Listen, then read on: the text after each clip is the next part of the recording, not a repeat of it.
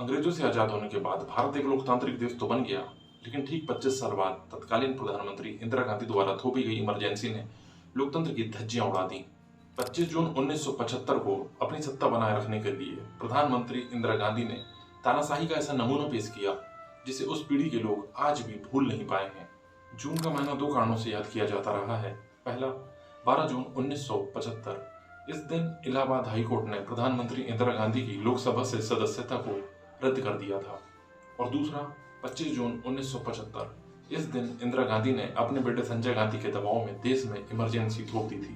रातों रात देश के तमाम छोटे बड़े नेताओं की गिरफ्तारी शुरू हो गई, और गिरफ्तारी भी ऐसे वक्त में हुई जिस वक्त कोई गहरी नींद में सो रहा था और कोई देश में बदलाव के सपने देख रहा था। देश में सत्ता और व्यवस्था परिवर्तन को लेकर 1974 में हो रहे जन आंदोलन के साथ जब जयप्रकाश नारायण जुड़े तो उन्होंने संपूर्ण क्रांति का नारा दिया, और इंदिरा गांधी इससे बहुत ज्यादा घबराई हुई थी। बुजुर्ग और बीमार जेपी भिनसाई की अलसाई नींद से उठाकर जेल में डाल दिए गए। सत्ता पक्ष में होने के बावजूद चंद्रशेखर भी गिरफ्तार कर लिए गए क्योंकि वो इंदिरा गांधी के आलोचक बन गए थे। शुक्रवार को सत्ता परिवर्तन की रणनीति भी उसी जेपी की धरती पर विपक्ष ने बनाई।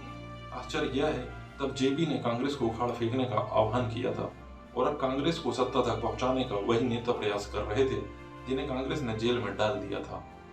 इंदिरा गांधी द्वारा थोपे गए आपातकाल को आतंक काल कहने के पीछे तर्क यह है कि सब कुछ 25 जून की आधी रात को हुआ।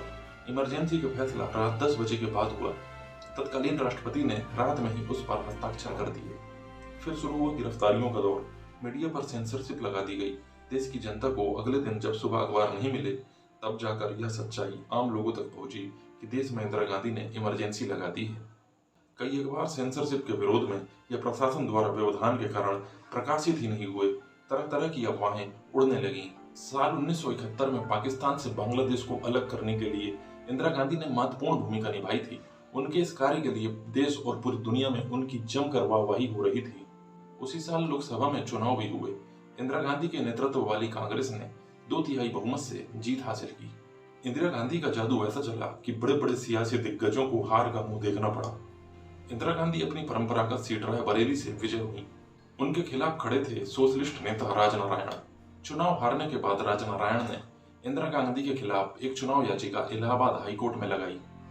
इस पर उन्होंने आरोप लगाया कि इंदिरा गांधी ने गलत ढंग से चुनाव लड़ा। इंदिरा गांधी के चुनाव अधिकारी यशपाल कपूर एक सरकारी अधिकारी थे। कायदन उन्हें सरकारी सेवा में रहते हुए चुनाव अधिकारी की भूमिका नहीं निभानी चाहिए थी। मामला यह था, यशपाल कपूर भारतीय प्रशासनिक सेवा के अधिकारी थे।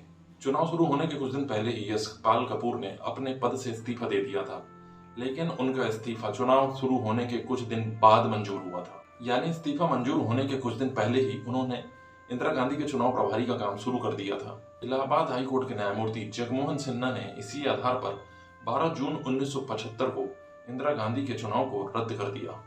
इससे इंदिरा गांधी बौखलाहट में थी। संसदीय राजनीति में अगर ऐसी कोई घटना होती है तो लोग नैतिक आधार पर इस्तीफा दे देते हैं, लेकिन इंदिरा गांधी ने ऐसा नहीं किया। इंदिरा गांधी चाहती तो अपने किसी भरोसे के व्यक्ति को प्रधानमंत्री का पद सौंप सकती थी। लोग कहते हैं कि इंदिरा गांधी इसके लिए तैयार भी हो गई थी, लेकिन संजय गांधी के दबाव में उन्होंने ऐसा नहीं किया। संजय गांधी को उनके गिरोह ने सलाह दी कि ऐसा करने से वे अपनी मां को रोकें और अपनी मां पर देश में इमरजेंसी लगाने का दबाव बनाएं। हालांकि इलाहाबाद हाईकोर्ट के फैसले पर सुप्रीम कोर्ट ने कहा कि एपेक्स कोर्ट का फैसला आने तक वे अपने पद पर बनी रह सकती हैं। सुप्रीम कोर्ट का फैसला 24 जून को आ चुका था, इसलिए इंदिरा गांधी अपने पद पर बनी रह सकती थीं। नैतिक आधार पर इस्तीफा वे दे सकती थीं, लेकिन कोई संवैधानिक प्रावधान उनको इससे रोक नहीं सकता था। कांग्रेस में शुरू से ही आंतरिक लोकतंत्र का अभाव रहा है। आज भी हालात वैसे ही हैं, इसलिए पार्टी इंदिरा गांधी के अलावा किसी और के बारे में सोच भी नहीं सकती थी। जिस रात आपातकाल लगाया गया उसी दिन जयप्रकाश नारायण ने रामलीला मैदान में एक बहुत बड़ी जनसभा की थी। जनसैलाब ऐसा उमड़ा जिससे लगा कि बिहार में शुरू हुई यह क्रांति अब तेल की तरह पूरे देश में फैल जाएगी। यह भी हो सकता है कि संकट में घिरी इंदिरा गांधी इससे डर गई हों और रातों रात इंदिरा गांधी ने देश में इमरजेंसी लगाने का फैसला कर लिया। लोकतंत्र व्यवस्था झटके में छिन्न भिन्न हो गई। इंदिरा ने इमरजेंसी लगाकर अपनी छवि तानाशाह की बना ली। इमरजेंसी के प्रावधान इतने सख्त थे तब कोई अदालत से न्याय की अपेक्षा भी नहीं रख सकता था। पुलिस से गिरफ्तारी का कारण कोई जान भी नहीं सकता था। इमरजेंसी 25 जून की रात में ही लग गई। राष्ट्रपति के हस्ताक्षर भी उसी रात को हो गए।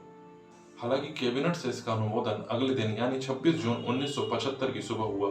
कांग्रेस के आंतरिक लोकतंत्र का एक नमूना उस वक्त भी देखने को मिला जब किसी मंत्रिमंडलीय सहयोगी ने इस पर एक शब्द भी कुछ नहीं कहा। प्रधानमंत्री कार्यालय में संयुक्त सचिव रहे विशाल टंडन ने इमरजेंसी का वर्णन अपनी डायरी में किया है। प्रधानमंत्री कार्यालय में संयुक्त सचिव रहे विशाल टंडन ने इमरजेंसी का वर्णन अपनी डायरी में किया है। वे लिखते हैं, सुबह उठा तो कम्मी ने कहा कि वर्धन का फोन आया कि उससे बात कर लूं। एक परिचित पत्रकार का फोन आया कि रात में करीब 100 विरोधी नेता गिरफ्तार कर लिए गए हैं। अखबार केवल स्टेट्समैन और हिंदुस्तान से आए हैं, बाकी आए ही नहीं है। कार्यालय के लिए जब घर से निकल रहा था तो प्रधानमंत्री के प्रेस सलाहकार शारदा का फोन आया। उसने अंग्रेजी में कहा, सब सुन लिया, सब समाप्त हो गया, कार्यालय आओगे तब पूरी बात होगी। शारदा का स्वर बहुत दबा हुआ था। वे एक जगह लिखते हैं, सेशन आज कार्यालय बहुत देर से आया। आते ही मेरे पास आया, कहा, देखिए मैंने कहा था ना, पर मेरी बात समझ में नहीं आती कि आगे क्या होगा, कब तक ऐसे चलता रहेगा। संजय ने पूरा कंट्रोल अपने हाथों में ले लिया है। यानी संजय गांधी के बारे में जो बातें कही जा रही थीं वे सच थीं। यही कहा जा रहा था कि इंदिरा गांधी ने संजय गांधी के दबाव में इमरजेंसी लागू की है। टंडन 27 जून की डायरी में लिखते हैं, प्रधानमंत्री कार्यालय में कई दिनों के बाद आई थी। मैं उनसे मिला, विशेष बात नहीं हुई, कुछ रूटीन बातों पर आदेश देने थे। मैं करीब 35 मिनट प्रधानमंत्री के पास था। मुझे उनकी परेशानी कम नजर नहीं आई। यानी यह भी सच है कि इंदिरा गांधी ने अपनी इच्छा के विरुद्ध बेटे के दबाव में यह कदम उठाया था। आपातकाल में जयप्रकाश नारायण की अगुवाई में पूरा विपक्ष एकजुट हो गया। पूरे देश में इंदिरा गांधी के खिलाफ आंदोलन छिड़ गया।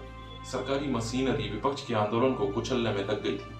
अटल बिहारी वाजपेयी, लाल कृष्ण आडवाणी, मुलायम सिंह यादव समेत विपक्ष के तमाम नेता जेल में ठूस दिए गए थे। संजय गांधी की मनमानियां हदें पार कर गई थी।